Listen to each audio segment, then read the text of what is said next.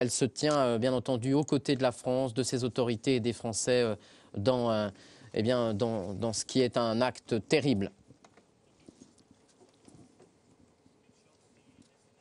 Voilà, on vous le rappelle à nouveau, parmi les 12 victimes d'un bilan très lourd, il y a 3 dessinateurs de presse, 3 journalistes très connus en France et au-delà, Cabu, Charb et Wolanski, qui sont tombés sous les balles de ces assaillants et qui sont tombés aussi pour avoir tout simplement défendu la liberté de la presse et défendu la démocratie, en tout cas d'une certaine idée de la démocratie qui était la leur. Vous le voyez sur ces images, les impacts de balles, des impacts de balles qui ont touché d'ailleurs plusieurs immeubles adjacents au journal qui se trouve dans le 11e arrondissement.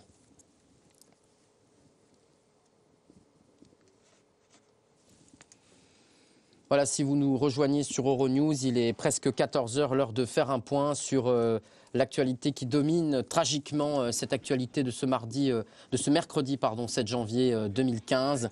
Eh bien, c'est cet attentat à Paris, en plein cœur du journal satirique Charlie Hebdo, qui a fait au moins 12 victimes, parmi lesquels plusieurs journalistes très connus comme les dessinateurs Cabu, Charb et Wolanski. Il y a aussi 2 policiers qui ont été tués.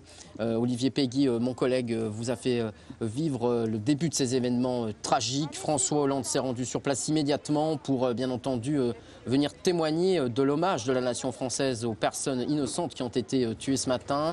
Aussi pour dire sa détermination, bien entendu, à interpeller, en tout cas à ce que ces assaillants soient mis hors d'état de pouvoir commettre d'autres actes aussi malveillants et meurtriers.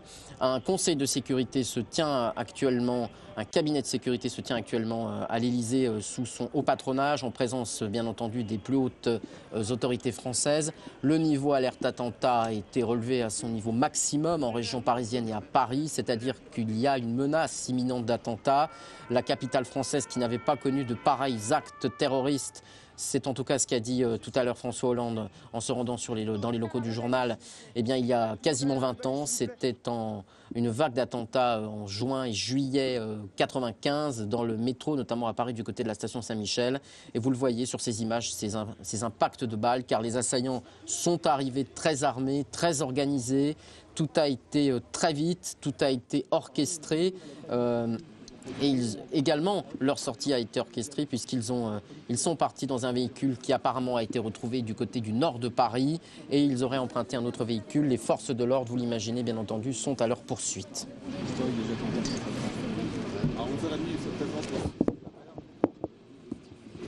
Les réactions internationales comme les réactions françaises sont unanimes pour condamner cet acte, qu'il s'agisse de la classe politique française dans son ensemble, de droite, de gauche, de tous les bords politiques. Bien entendu, on condamne cet acte innommable qui a été commis ce matin à Paris. Des réactions internationales, je vous le disais, celle du Premier ministre conservateur David Cameron, qui parle d'un acte révoltant à Paris, qui se tient aux côtés des Français. François Hollande, qui va donc intervenir, qui est déjà intervenu, vous l'avez vécu en direct sur Euronews tout à l'heure, c'était aux alentours de midi et demi, 13 h, qui va intervenir solennellement ce soir à 20 h. Nous vous le ferons vivre en direct sur Euronews, bien sûr, pour dire à la nation sans doute qu'il est déterminé à continuer à lutter contre ces actes.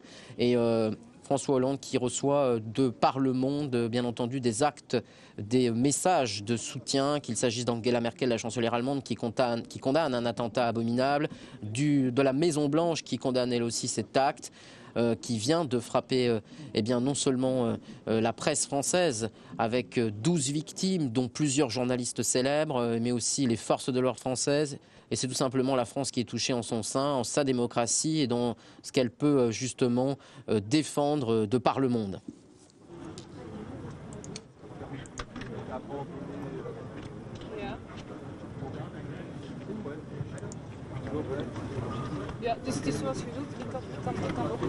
Alors tout a commencé en fin de matinée lorsque des assaillants se sont introduits dans les locaux de Charlie Hebdo à Paris, du côté du 11e arrondissement. Il y a eu un échange de feu avec les forces de l'ordre. Tout d'abord, 2 policiers qui assuraient la sécurité eh bien, de ces lieux qui avaient déjà été menacés à plusieurs reprises, eh bien, ont été sérieusement blessés, voire même ils sont même décédés peu après.